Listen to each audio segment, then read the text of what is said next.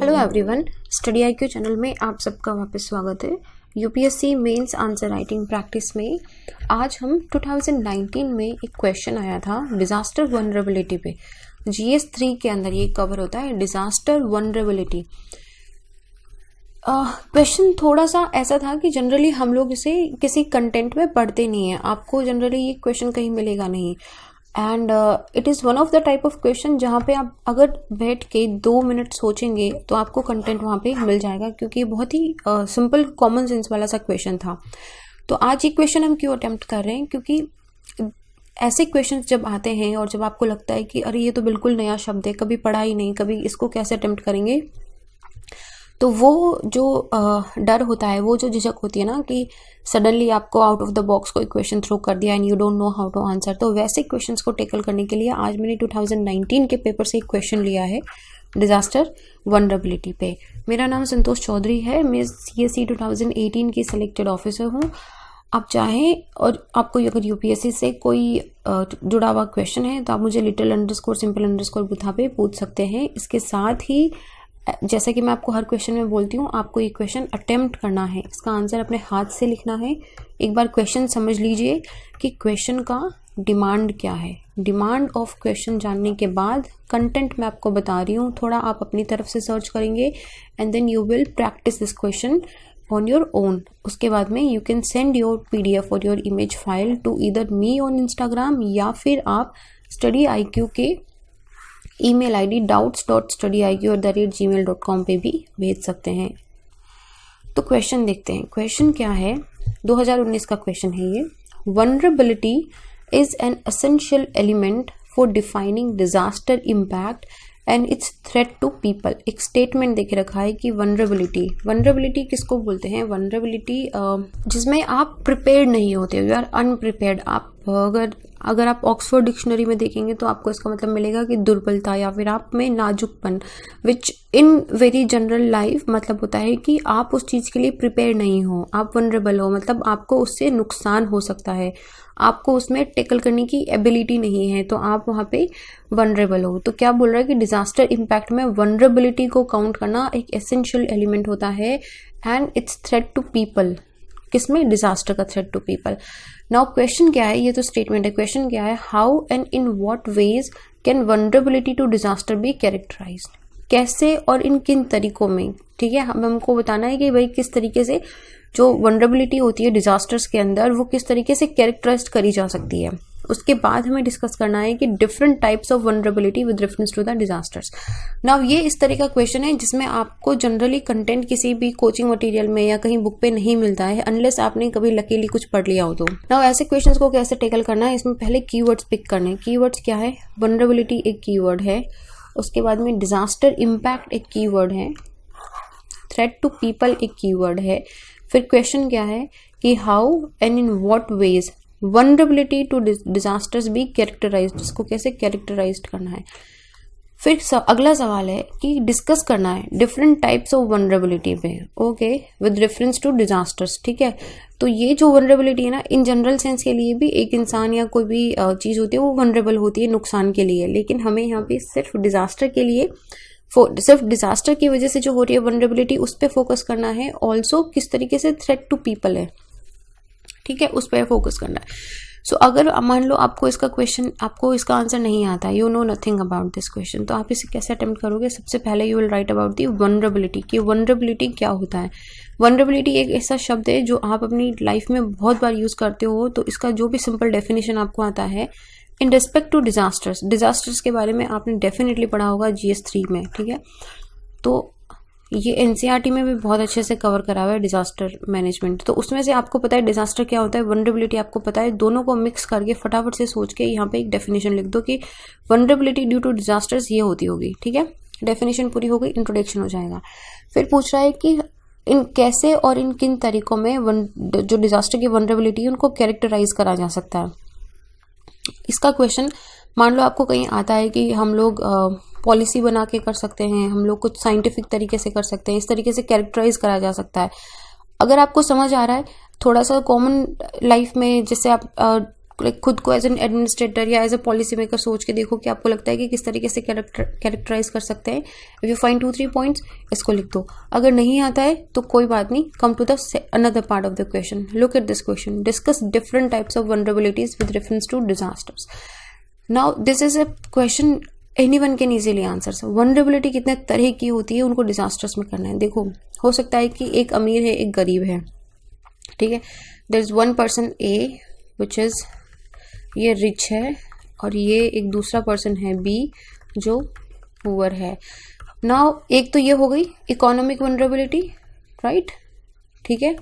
दूसरा, अभी जो पुअर बी है और जो रिच ए है, जो रिच ए है ना वो थोड़ा डिसेबल्ड है, स्पेशली एबल्ड है. तो ये क्या है, मान लो कि डिजास्टर आ गया, मान लो सुनामी आ गई, even though he is very rich, लेकिन क्योंकि he is not able to move, क्योंकि ये स्पेशली एबल्ड है तो ये मूव नहीं कर पाएगा. तो दूसरी कौन सी आपके, और ये बी क्या है, माना कि ये पुअर है लेकिन एकदम हष्ट-पुष्ट है, ये भाग जाएगा. तो वनरेबल कौन हुआ इसमें, ए. हालांकि ए रिच है लेकिन फिर भी ए वनरेबल हुआ क्योंकि वो मूव नहीं कर सकता. तो दूसरी तरह की हो जाएगी हमारी फिजिकल वनरेबिलिटी, राइट. थर्ड तरह की सोचो. थर्ड तरीके हो सकती है कि मान लो रिच ने अपना एक बहुत बड़ा, जो रिच ए है इसने किसी कोस्टल एरिया पे अपना बहुत बड़ा एक विला बना के रखा है, ठीक है. और जो पुअर है ये भी किसी स्लम के अंदर रहता है. नाउ ये दोनों वनरेबल है. मैं ऐसा नहीं बोल रही कि क्योंकि ये कोस्टल एरिया में रहता है या ये स्लम में रहता है तो कोई एक दूसरे से ज्यादा वनरेबल है, क्या दोनों वनरेबल है, लेकिन टाइप कैसे डिफरेंट हो जाएगा. ये कोस्टल एरिया के पास रह रहा है, मान लो कोई सुनामी आ गई है, फटाफट से इसके विला पे सीधा इम्पैक्ट होगा, okay.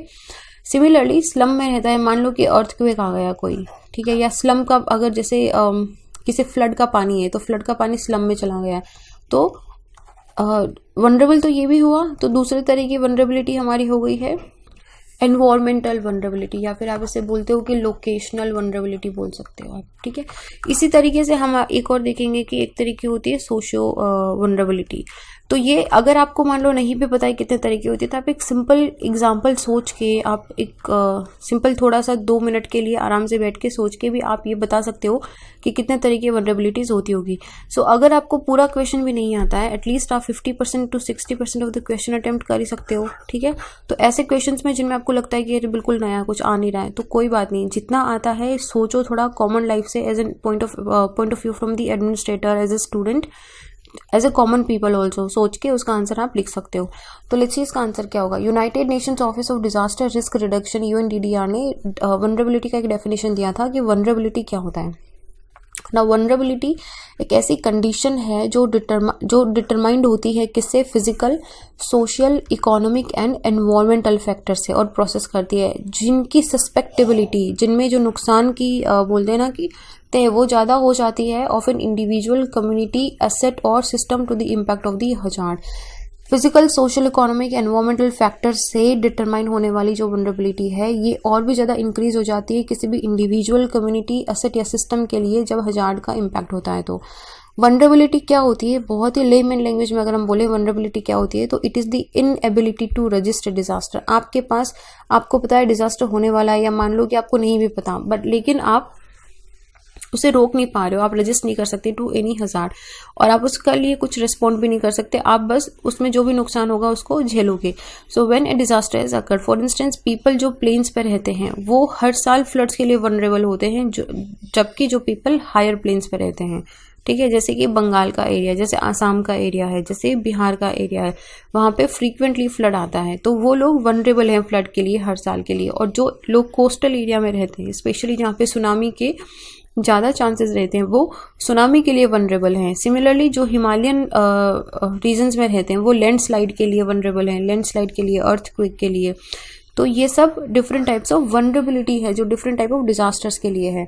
Now in actual fact vulnerability जो है ये डिपेंड करती है बहुत सारे फैक्टर पे, जैसे लोगों की एज कितनी है, जैसे कोई यंग है तो वो भाग के खुद को बचा लेगा, लेकिन उसकी जगह अगर कोई चाइल्ड या ओल्ड एज पर्सन है तो वो खुद को भाग के नहीं बचा पाएगा. स्टेट ऑफ हेल्थ कैसी है, जैसे हमने एग्जांपल लिया था ए एंड बी का, ए स्पेशली डिसेबल्ड था. लोकल एनवायरनमेंट कैसा है, सैनिटरी कंडीशंस कैसी हैं, इसके साथ ही लोकल बिल्डिंग्स की क्वालिटी एंड स्टेट कैसा है. आपने बहुत बार सुना होगा कि कोई ब्रिज गिर गया, कोई बिल्डिंग थी पुरानी सी वो गिर गई तो काफ़ी सारे लोगों को नुकसान हो गया, तो दे आर वनरेबल. तो ये लोकल बिल्डिंग का वनरेबिलिटी का भी है। उनकी लोकेशन कैसी है उस रेस्पेक्ट में, जैसे मान लो कि आप बिल्कुल एक पहाड़ी के नीचे रहते हो जहाँ पे लैंडस्लाइड के चांसेस हैं, तो आप उस लैंडस्लाइड के वनरेबल हो। वेरेज दूसरी जगह आपने वहां से हट के घर थोड़ा दूर बना लिया, तो अभी आपकी वनरेबिलिटी लैंडस्लाइड से कम हो गई है। So this is the vulnerability.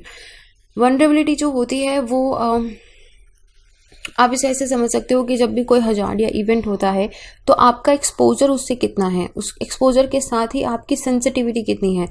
देखो जैसे कि लैंडस्लाइड वाला ये एग्जांपल लिया है, ठीक है, आपने पहले आपने यहाँ पे घर बनाया, अभी आपने यहाँ पे घर बना लिया है, सो आपने डिस्टेंस दूर कर लिया। इसका मतलब है कि आपकी सेंसिटिविटी टू दी लैंडस्लाइड कम हो गई है, राइट। यहाँ पे आप ज़्यादा सेंसिटिव थे, यहाँ पे आप ज़्यादा वनरेबल थे, यहाँ पे कम हो गई है।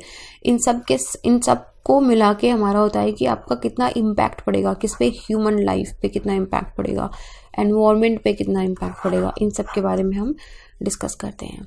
तो डिजास्टर जो है वो डेवलपमेंट गेन्स को भी नुकसान पहुंचाता है, स्पेशली जो इक्वल डेवलपमेंट चॉइसेस होती हैं, individual, household, communities, governments, वो they reduce the risk of the disasters अगर इक्वल डेवलपमेंट चॉइसेस हैं। तो कुछ पोटेंशियल वनरेबल ग्रुप्स देखो, जैसे कि डिस्प्लेस्ड पॉपुलेशन हैं, जो जैसे कि जो माइग्रेटरीज होते हैं, कोई अगर रूरल एरिया से अर्बन एरिया में माइग्रेशन करने के लिए आया है फॉर सम वर्क और वर्किंग ऑन सम कंस्ट्रक्शन, तो उनके पास प्रॉपर घर नहीं होता है। वो जनरली या तो इधर स्लम्स में रहते हैं या किन्हीं शेड्स में रहते हैं, तो वो ज़्यादा वनरेबल होते हैं और वो सडन इम्पैक्ट डिजास्टर्स होते हैं, जैसे कि अर्थक्वेक या फ्लड हो गया, कोई कॉन्फ्लिक्ट हो गया है, तो इन सब में सबसे ज़्यादा वनरेबिलिटी होती है। दूसरे ऐसे माइग्रेंट्स जो डिस्प्लेस्ड पॉपुलेशंस होती हैं, माइग्रेंट्स होते हैं, देन रिटर्नीज ऑल्सो, जो पहले माइग्रेंट्री थे या डिस्प्लेस्ड पीपल थे, अभी वो अपने खुद के घर पे आ गए हैं, they are also very potential vulnerable in the potential vulnerable groups. Then specific groups जैसे कि within the local population also, जैसे मार्जिनलाइज्ड हो गए, कोई एक्सक्लूडेड या डेस्टिट्यूट पीपल हो गए, उनके पास इतने रिसोर्सेज नहीं होते हैं। प्रॉब्लम यहाँ पे है कि आपके पास रिसोर्सेज नहीं है कि आप खुद को उस हजार्ड से बचा सकें क्या। Then young people, pregnant, nursing women, widow, elderly people without family supports, disabled person, इन सबको वनरेबल की कैटेगरी के अंदर माना गया है, and which is very easy to understand कि ये क्यों वनरेबल की कैटेगरी में आते हैं।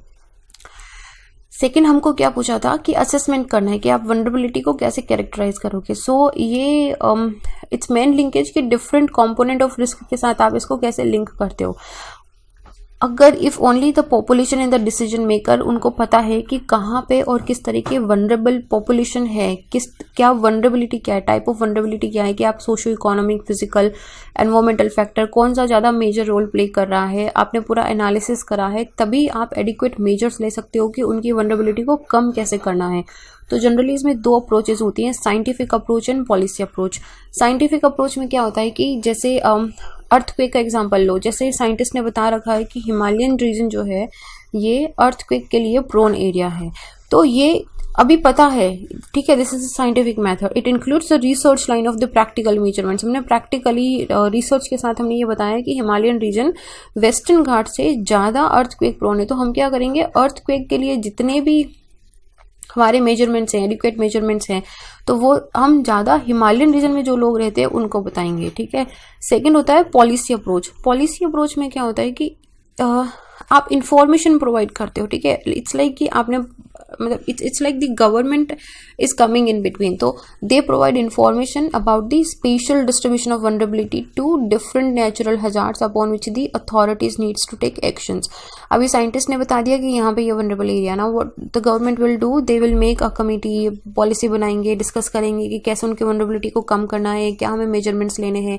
फिर उस इन्फॉर्मेशन को खुद तक तो वो रखेंगे नहीं, उस इन्फॉर्मेशन को वो आगे स्प्रेड करेंगे, तो that is special distribution of vulnerability क्या हो जाएगा, पॉलिसी अप्रोच हो जाएगा। तो इस तरीके से आप सिंपल, अगर मान लो आपको आता भी नहीं है, बट इफ यू थिंक, तो आप इसे सोच के लिख सकते हो, अपने दूसरे शब्दों में लिख दो जैसे भी आपको समझ आता है, but this is something which is very common, आप इसे सोच के लिख सकते हो।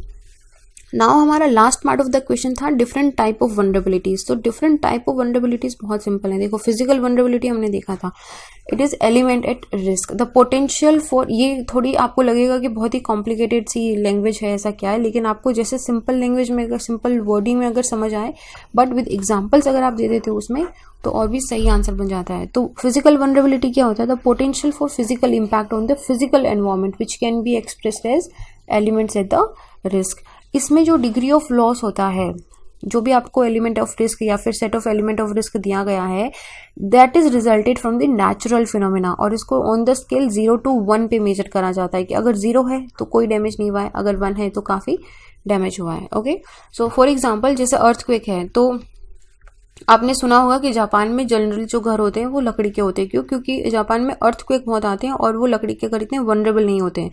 तो वुडन हाउस का एग्जांपल यह है कि अगर अर्थक्वेक होता है तो वुडन हाउस जो है वो लेस लाइकली टू कोलैप्स है। अगर जो कंक्रीट की बिल्डिंग होती है, जो पत्थर की बिल्डिंग है, वो जल्दी कोलैप्स हो जाएगी, वुडन हाउसेज इतने नहीं होते हैं।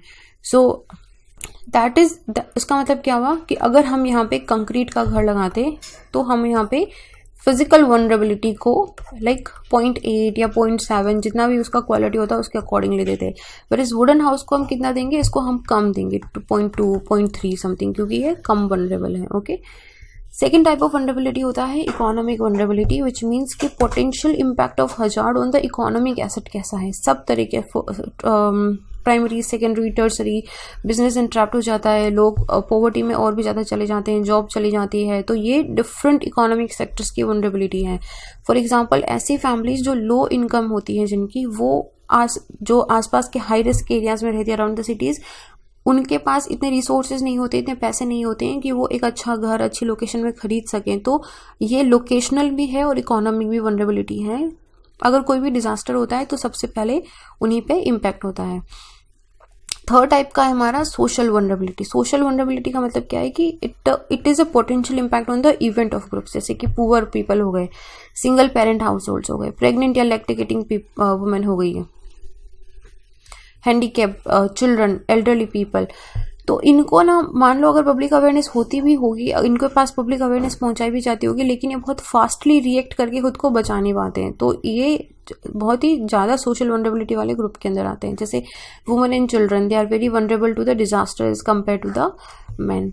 फोर्थ टाइप का एंड लास्ट टाइप का हमारा वनरेबिलिटी होता है एनवायरमेंटल वनरेबिलिटी, विच मीन्स कि आपका जो भी इवेंट हुआ है उसका एनवायरनमेंट पे क्या फर्क पड़ेगा, जैसे फ्लोरा, फ्यूना, इकोसिस्टम या बायोडाइवर्सिटी पे।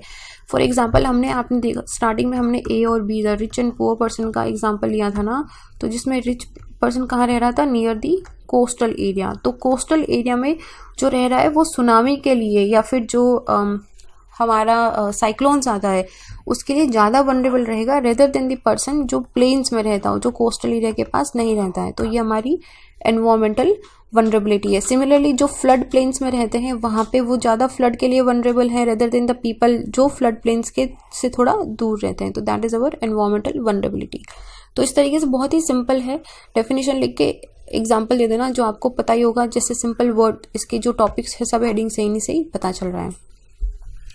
So that was our question कि वनरेबिलिटी क्या होती है, हमने डिजास्टर इम्पैक्ट के मामले में देखा, and then how and in what ways हमने बताया कि हम वनरेबिलिटी टू डिजास्टर्स को कैरेक्टराइज कर सकते हैं, एंड कितने तरीके वनरेबिलिटीज होती हैं हमने इसको भी डिजास्टर के रेफरेंस में चेक करा। सो कंटेंट आपको मिल गया है। इसके अलावा भी आप थोड़ा सा खुद से पढ़ के जस्ट राइट एन आंसर, सी किस तरीके से लिखते हो, एटलीस्ट एक फ्रेमवर्क बनाना है कि इस तरीके से मुझे इंट्रोडक्शन, हेडिंग, सब हेडिंग, ये वाला topic, and then like cover, we need to cover this question also, सारे क्वेश्चंस कवर करके आपको आंसर लिखना है। You can send your answers to me on my insta handle और on the email ID of study-iq doubts.studyiq@gmail.com पे आप कहीं पे भी भेज सकते हैं।